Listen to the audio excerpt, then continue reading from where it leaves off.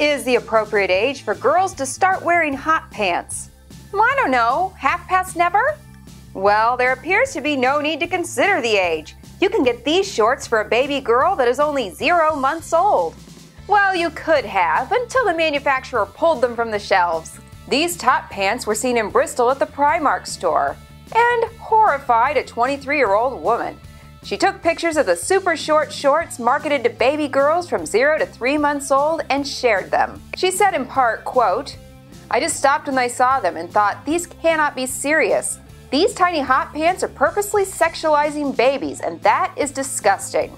Primark responded to the criticism and said the shorts were a simple mistake, saying in part, quote, "It has, however, come to our attention that an error in a recent batch of the shorts has caused the turn-up to be rolled up twice instead of once." And went on to say, quote, "We are committed to age-appropriate clothing."